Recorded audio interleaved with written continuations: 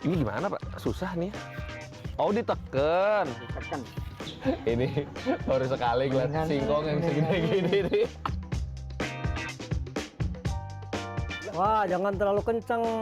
Iya, ini parutnya kan kurang tenaga.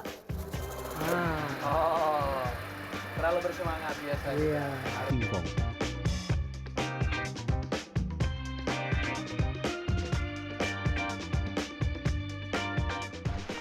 Ya Allah, astagfirullahaladzim.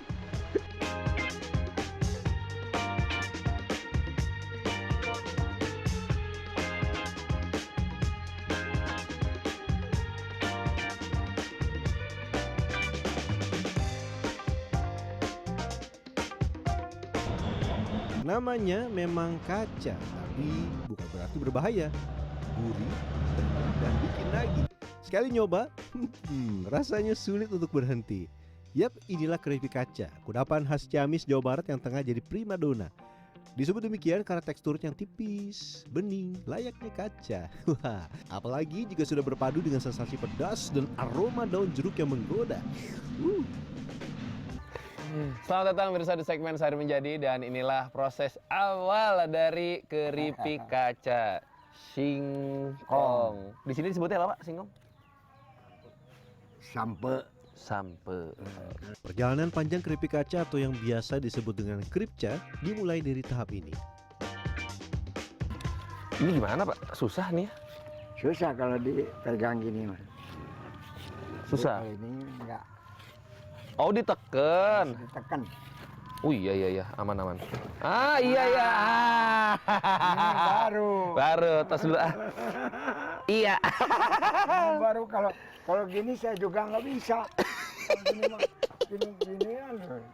Susah. Kalau gini kan. Kelihatan jam terbang.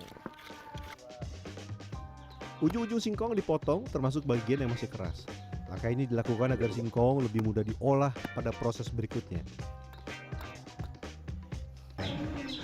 Ini baru sekali ngeliat singkong yang segede gini nih. Iya mendingan ini. Ini bukan singkong. Singkong! Gede banget. Apaan tuh? Jelek. Artinya apa? Terlalu lama. Jadi dalamnya kadang-kadang busuk. Singkong yang sudah terlambat panen seperti ini biasanya memiliki bagian yang mulai rusak. Meski idealnya dipanen di bawah 12 bulan, kami tetap bisa mengolah dengan catatan bagian yang tidak keras atau mulai membusuk wajib dibuang agar tidak merusak rasa dan tekstur keripik. Nah, ini singkong-singkongnya sudah tidak ada tanah dan bisa digiling, bener? Iya, udah bersih. Udah dua kali nyuci nih. Langkah berikutnya pemarutan. Bang mana? Sana ke parut. Siap. Naikin? Biar gampang aja nih. Gampang. Di sini seluruh singkong dihaluskan agar nantinya bisa dibentuk jadi lembaran tipis sebening kaca.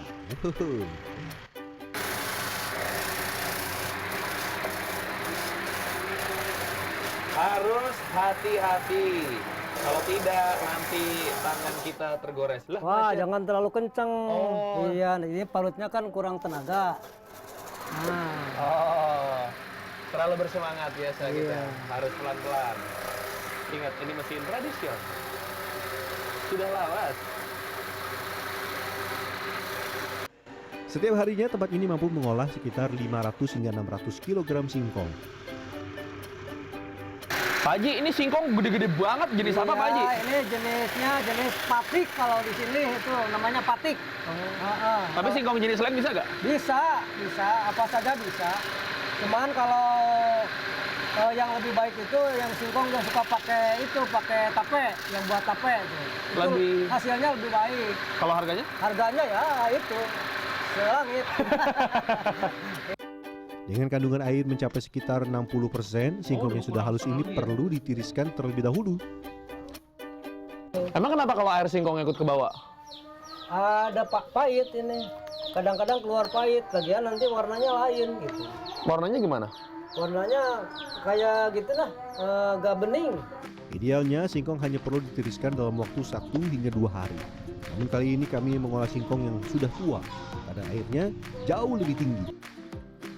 Singkong yang sudah ditiriskan selama 3 hari kemudian Ini masuk ke singkong dalam yang proses udah pencetakan. ditiriskan selama Ya. Di mana Pak Haji? ya langsung ke sana ke tempat cetak, Oke. ke percetakan itu. Percetakan. Ini saya penasaran gimana caranya yang berwarna putih begini nih bisa nanti jadi bening. Stay tune, oke? Ah, ini gimana caranya? Sebelum dicetak, adonan singkong diaduk kembali dengan sedikit air untuk mendapatkan konsistensi yang pas agar mudah dibentuk.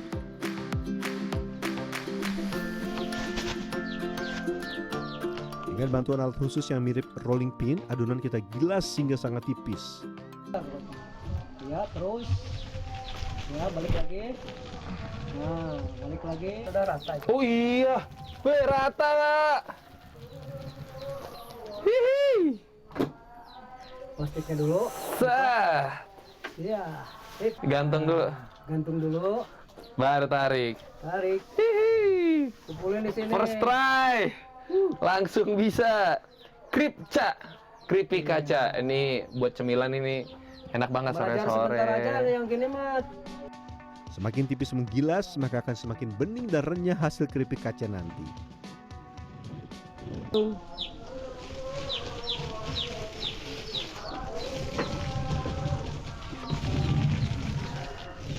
Baiknya jangan alon-alon, biar tengah aja, biar biar lebih itu tipis, lebih tipis. Oh. Kalau alon-alon itu Keteleban. Ketebelan. ketebelan. Wah, baru mencoba beberapa kali saja, rasa pegal sudah mulai terasa. Bisa Anda bayangkan, ribuan kali penggilasan harus dilakukan para produsen keripik kaca di sini setiap harinya. Tanpa sentuhan mesin, semuanya dilakukan secara manual. Awas, kayak bos. Woi, aduh panas. Kuat ya panas. Enggak. Tarik dulu, tarik dulu. Hati-hati Induk. Pakai apa nih? Gak ada sarung tangan. Tadi. Nah, inilah rahasia di balik nama keripik kaca. Adonan dikukus selama 15-20 menit hingga tekstur dan warnanya berubah.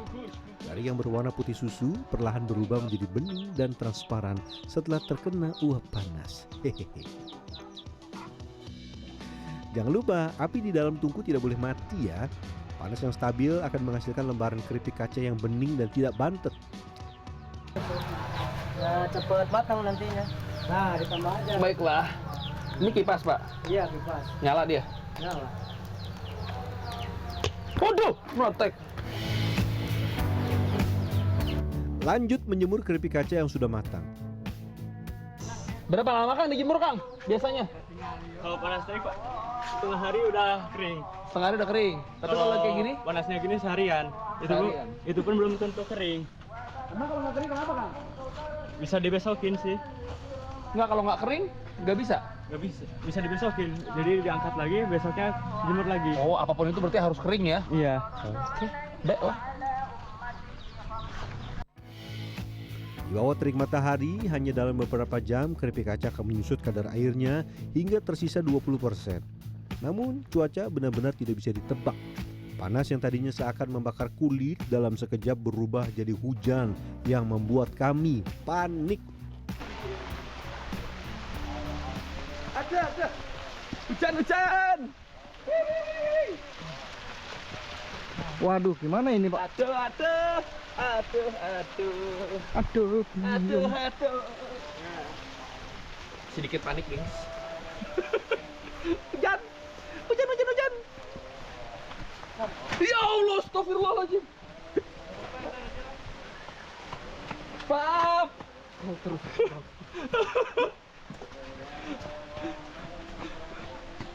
Aduh. Pak Haji, taruh mana Pak Haji? Situ, iya. Ayo, wah. Jika terkena air terlalu banyak, lebaran keripik ini tidak lagi bisa diolah. Teksturnya akan hancur dan melembek seperti bubur. Semua kerja keras kami bisa sia-sia dalam sekejap. Silakan. Dan ini dia bentuk keripik kaca yang sudah kering.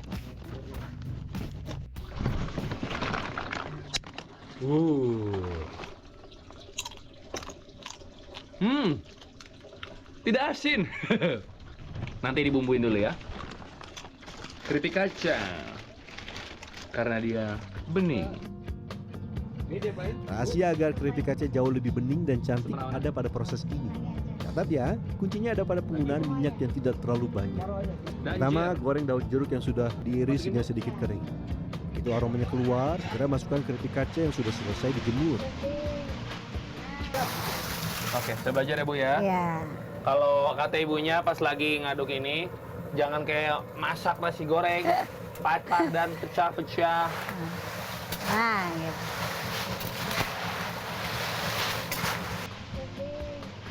Minyak ini bukan untuk merendam, tapi untuk memberikan efek mengkilap pada setiap lemari.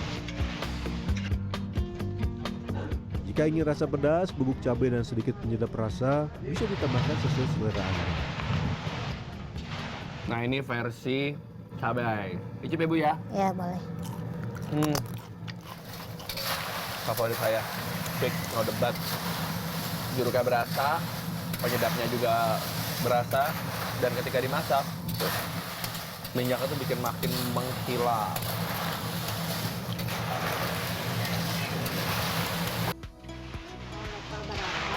For your info, proses pembusukan keripik kaca ini cukup ekstrim. Dari bahan baku awal, bobotnya akan berkurang sekitar 70 hingga 80%.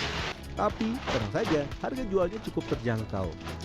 Keripik kaca asli Ciamis ini bisa Anda dapatkan dalam kemasan 250 gram dengan harga mulai dari Rp20.000. Jadi, bagaimana? Anda tertarik untuk belajar membuat keripik kaca sendiri di rumah?